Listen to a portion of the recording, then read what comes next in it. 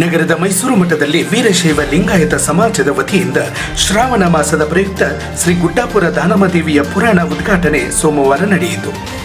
ಕಾರ್ಯಕ್ರಮದಲ್ಲಿ ಶ್ರೀಮನ್ ನಿರಂಜನ ಪ್ರಣವ ಸ್ವರೂಪಿ ಜಗದ್ಗುರು ವಿಜಯ ಮಹಾಂತ ಮಹಾಸ್ವಾಮಿಗಳು ಸಾನ್ನಿಧ್ಯ ವಹಿಸಿದ್ದರು. ಇನ್ನು ಪುರಾಣ ಕಮಿಟಿ ಅಧ್ಯಕ್ಷ ಟಿ.ಎಸ್. ರಾಜರು ಮಾತನಾಡಿ, ಹಲವು ವರ್ಷಗಳಿಂದ ನಡೆದು ಬಂದ ಪುರಾಣ ಕಾರ್ಯಕ್ರಮ ಅತ್ಯಂತ ಯಶಸ್ವಿಯಾಗಿ ನಡೆಯುತ್ತಿದೆ. ಅಂಧರ ಬಾಳಿನ ದಾರಿದೀಪ ಶ್ರೀ ವೀರೇಶ್ವರ ಪುಣ್ಯಾಶ್ರಮದ ಪಂಡಿತ್ ಪುಟ್ಟರಾಜ ಕವಿ ಗವಾಯಿಗಳ ರಚಿಸಿರುವ ಶ್ರೀ ಗುಡ್ಡಾಪುರ ದಾನಮದೇವಿ ಪುರಾಣ ಜೀವನದ ಪಾಠವನ್ನು ಕಲಿಸುತ್ತದೆ. ತಾಯಿಯ ಪುರಾಣವನ್ನು ಆಲಿಸಿ ಪುನೀತರಾಗೋಣ ಎಂದರು.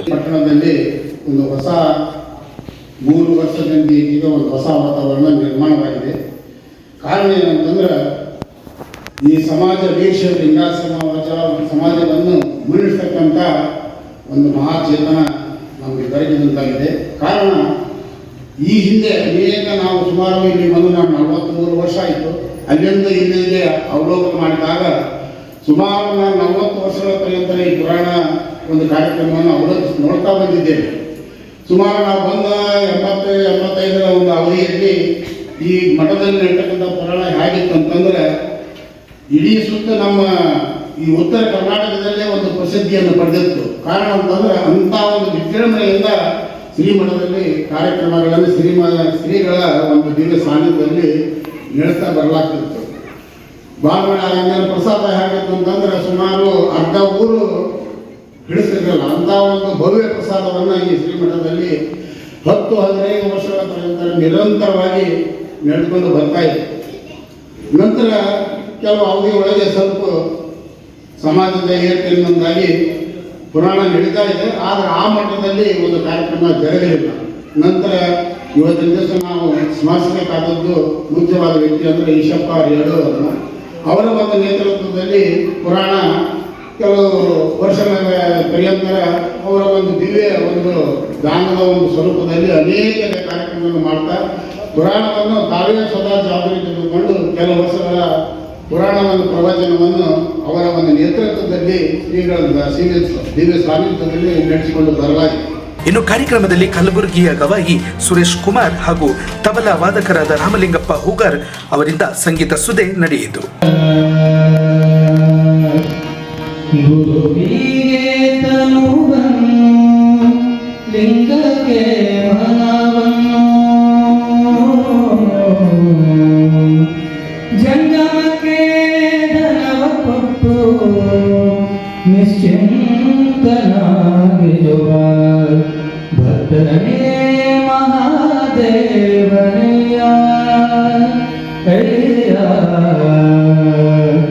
ಗುರುವಿಗೆ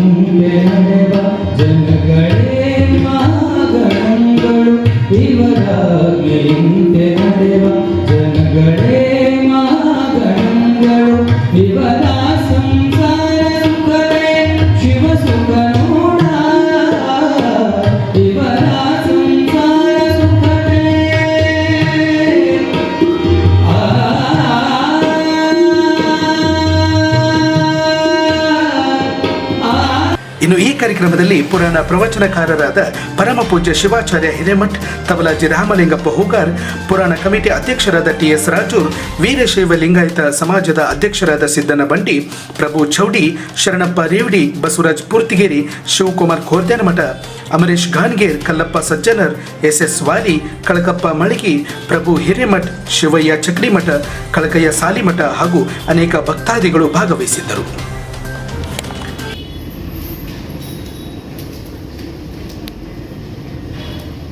ಒಬ್ಬ ಮನುಷ್ಯನಿಗೆ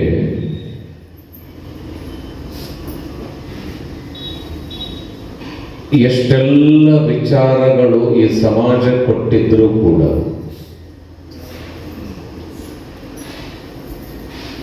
ಏನೆಲ್ಲ ವಿಶೇಷತೆಗಳನ್ನ ಈ ಪ್ರಪಂಚ ನಮ್ಮಗಳಿಗೆ ನಿಮ್ಮಗಳಿಗೆ ಕೊಟ್ಟಿದ್ರೂ ಕೂಡ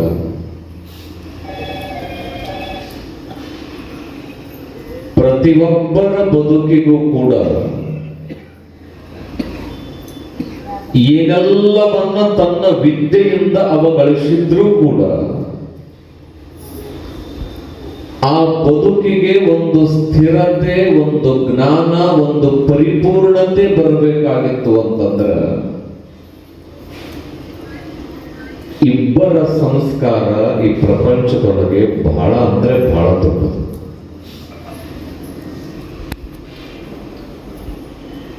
ಎಲ್ಲ ಶಾಲೆಗೆ ಹೋಗ್ತೇವೆ, ಕಾಲೇಜ್ ಕಲಿತೇವೆ, ಇಷ್ಟೆಲ್ಲ ವೈವಿಧ್ಯಮಯವಾಗಿರೋ ಪ್ರಪಂಚಗಳು ಈ ಭೂಮಿ ಮೇಲೆ ಏನೆಲ್ಲವನ್ನ ಕಂಡು ಹಿಡಿದಿದ್ದಾವೆ. ಆದರೂ ಕೂಡ ಈ ಪಾಠ ಪ್ರವಚನಗಳು ಇವತ್ತಿನ ತನಕ ನಡೀತಾ ಇದ್ದಾವೆ, ಮುಂದೆ ಕೂಡ ನಡೀತಾವೆ.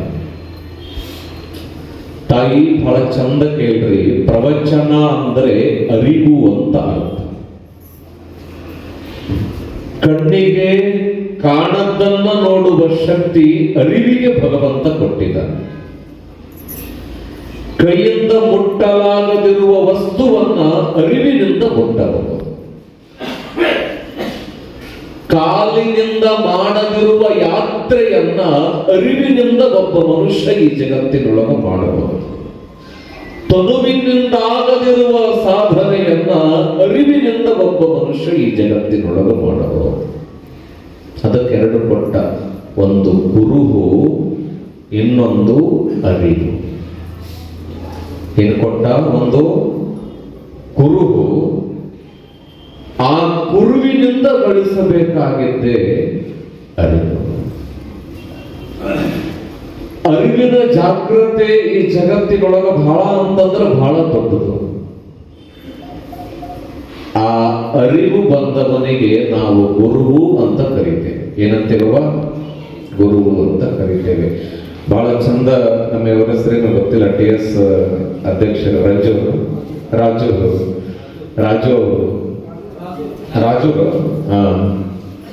ಬಹಳ ಚಂದ ಒಂದು ಮಾತು ಹೇಳಿದ್ರು ಅವರು ತಾಯಿ ಬಗ್ಗೆ. ಯಾರ ಬಗ್ಗೆ?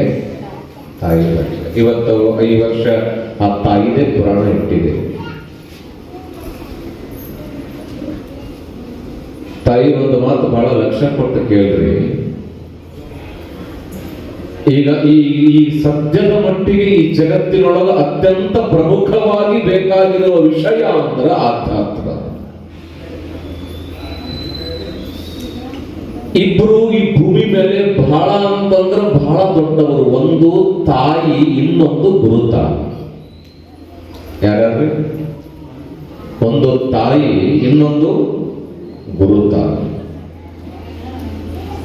ಒಬ್ಬ ತಾಯಿ ಈ ಪ್ರಪಂಚಕ್ಕೆ ಒಂದು ಭ್ರೂಣವನ್ನ ಮಾಂಸಪಿಂಡವಾಗಿ ಕೊಟ್ರೆ, ಆ ಮಾಂಸಪಿಂಡವನ್ನ ಮಂತ್ರಪಿಂಡವನ್ನಾಗಿ ಮಾಡುವ ಶಕ್ತಿಯನ್ನ ಭಗವಂತ ಗುರುವಿಗೆ ಕೊಟ್ಟಿದ್ದಾನೆ. ಯಾರಿಗೆ ಕೊಟ್ಟಿದ್ದಾನೆ? ಗುರುವಿಗೆ ಕೊಟ್ಟಿದ್ದಾನೆ. ಅದಕ್ಕೆ ಬಹಳ ಚಂದ ಬರೆದ್ರು, ನ ಗುರೋ ರಥಿಕಂ.